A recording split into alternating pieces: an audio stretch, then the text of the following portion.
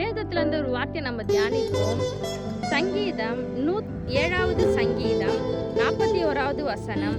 எளியவனையோ சிறுமையிலின்றி எடுத்து உயர்ந்த அடைக்கலத்திலே வைத்து அவன் வம்சங்களை மந்தே போல் ஆக்குகிறார்.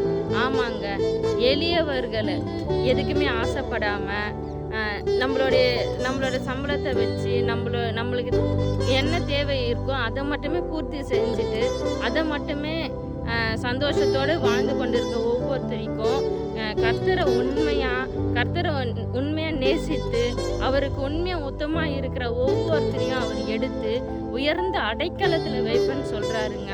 அதை உயர்ந்த அடைக்கலத்துல வைத்து என்ன சொல்றாரு, அவன் வம்சங்களை மந்தையை போல் ஆக்குகிறேன்னு சொல்றாருங்க.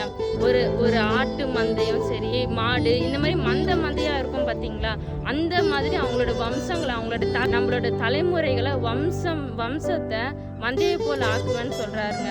ஒவ்வொருத்தரும் அவருக்கு உண்மையோடு அவருக்கு கீழ்ப்படிந்து நம்ம நடப்போம், நம்மளோட தலைமுறைகளை நம்ம பாதுகாத்து கொள்வோம். இந்த வார்த்தை மூலமா கர்த்தர் உங்களையும் என்னையும் ஆசீர்வதிப்பாராக. God bless you. Amen.